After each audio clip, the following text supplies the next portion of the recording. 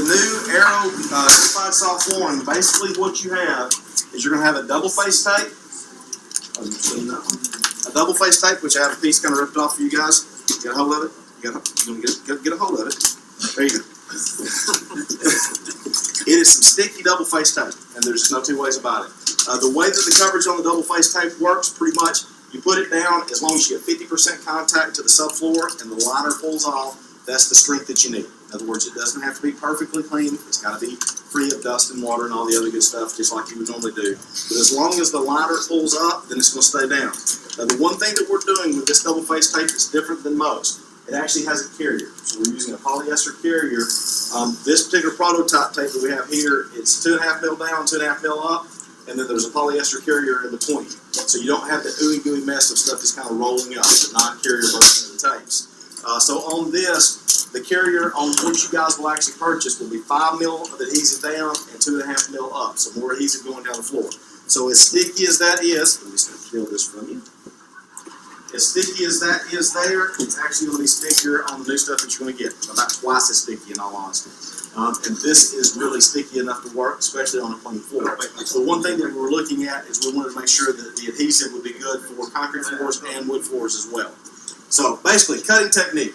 You are going to straight edge this carpet from the back. Now, even though we have tonals, we are using a different tufting technique, and we're putting 2 yarns in each needle. So therefore, I'm putting the tonal and the solid into the same needle plunge versus having individual A-B rows like you guys are familiar with our other carpets.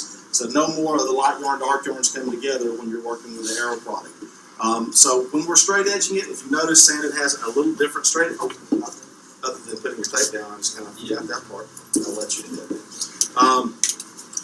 He's using a flatter straight edge. If you use your conventional straight edge, it's got your ribs on the bottom of it, that's fine. It's normally going to take 2 passes through with your knife. So just kind of be aware because you're actually having to cut through 3/8 of an inch worth of fiber pad, and by cutting through that, then you have to make a couple of passes.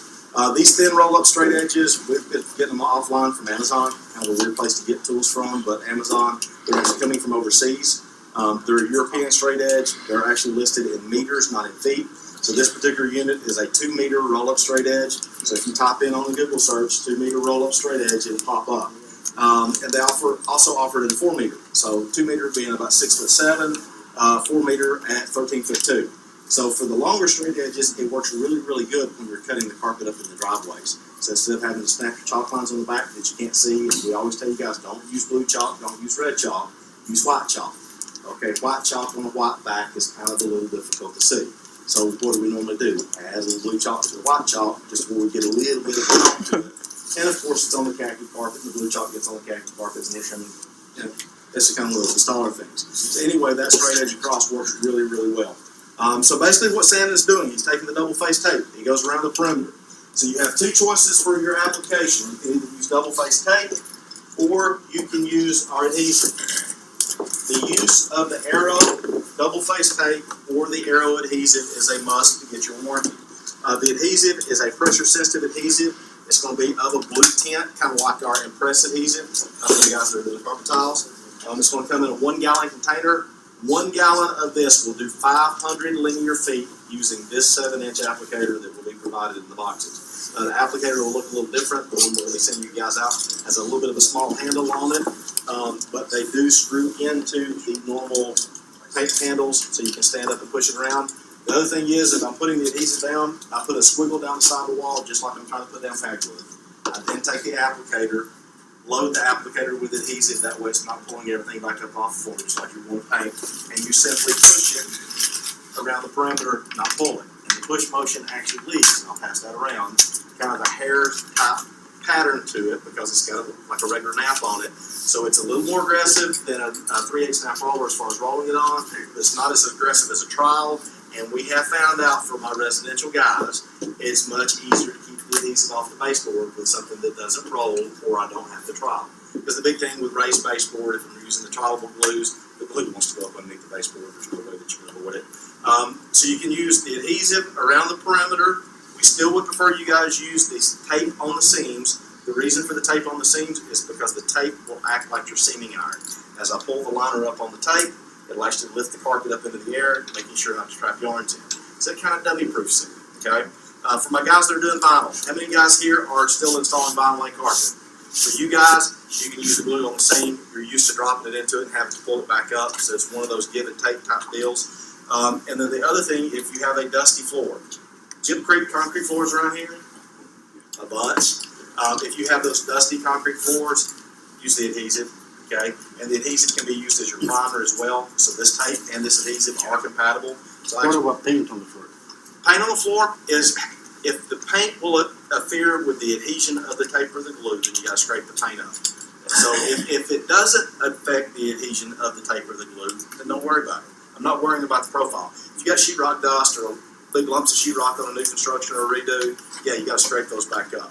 The other thing is, with the Air.o, the unified soft flooring, all of your old tack strip must come up off the floor, okay, as a floor block clean.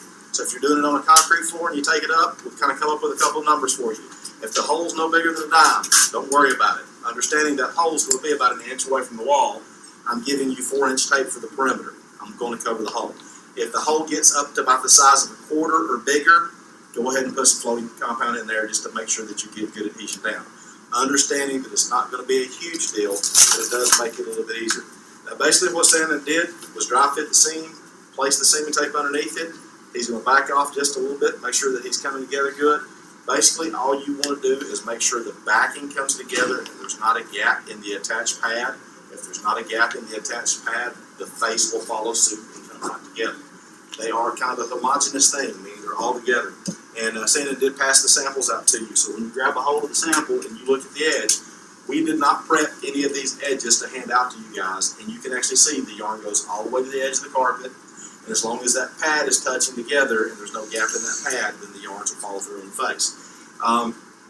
The reason that we're not seam sealing this, the bonding of the pad onto the back of this using the PET adhesive that I showed you guys earlier, that bond is extremely strong because it's no longer taking a wet latex and bonding two plastics together.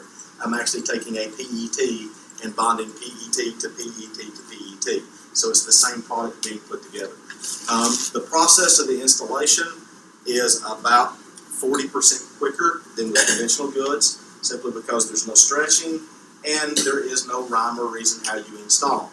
For us installers, number one rule, go into a house, the living room and hallway have to go in first. The reason for that is everything stretches away from the living room and hallway. With the Air.o unified soft flooring, you are no longer stretching, so you can literally do a room with the furniture still in it. So I can actually move the furniture to one side of the room, drop my 12-foot panel in, and then move the furniture right back up on top of it, and then drop the other part of the room in. So one of the things that were being discussed in some of the high-rises that we worked with last week is they were getting penalties if they left the furniture in the hallway for too long. So some of the condo complexes and things like that, you no longer are having to leave that material outside in those hallways. It can actually stay into the unit because you can now basically run the unit in a multiple way. The other thing that you'll find out, once the seams are cut and ready to go together, everybody can be working on the seam at the same time because there's no iron, there's no glue gun, there's no seaming weight, there's none of that other conventional stuff that you would have to have. So if you've got a good helper, and most of us have good helpers because they still work for us, then you would actually be able to take the helper and show him how to put it down. And if he screws it up, it's just double-faced tape. I can always pull it back up. So there's not going to be an installer coming to the dealer going, oh man, that seam, it just wasn't exactly the way they wanted it to be, but it was already made and there wasn't nothing I could do about it. But that is no longer the case with Air.o. If you leave a bad seam, the installer walked off and left a bad seam. End of story. There's no excuse for leaving a bad seam now. Now, there is no tension applied to the carpet. If you notice, there's no kicker in the box with sanding. So therefore, all he's doing is pulling the tape up and basically pushing the carpet down into the tape. So that pushing it into the tape is simply to square it off to where he can then trim it in. Now, you can either razor knife trim it in if the guys are using razor knives. If the guys are using wall trimmers, then you can use your wall trimmer. The wall trimmer works on this just like it would with conventional goods. The pad thickness itself is actually making up that distance of the tack strip. So therefore, the trimmer will actually sit down directly on top of it and actually flush up just like it would if that piece of tack strip was laid up underneath it. So that little bump underneath doesn't kick it up in the air or do any crazy thing. That actually falls off and behind the edge of the carpet just like there was tack strip back there. So with a conventional seam, or you want just do some razor knife trim on the corners, and I'll kind of push this around. So as you're going through and doing the trims, it's pretty simple. I'll cheat and run back toward him there. Once you get it back in behind the edge of it, if I'm going to the left, I use my left hand because that's how the trimmer's designed. So I'll lean over, press down, and then push forward. I'll twist around, and it's trimmed. Then I'll come back and tuck, and it's tucked.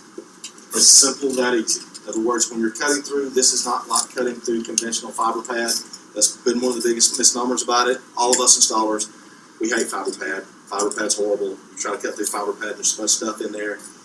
This is not your conventional fiber pad. This is a very premium, all polyester, all post-consumer polyester product. The way that it is actually needle punched together, you're actually making a very, very dense, very clean fiber pad. So therefore, you're only cutting the same yarn systems up. If you're looking at a conventional pad, you're cutting nylon, you're cutting smart strand, you're cutting olefin, you're cutting all different types of yarns up. Versus this, it's all polyester. It's just completely different from how it actually cuts together. So as he finishes up, we'll trim it in.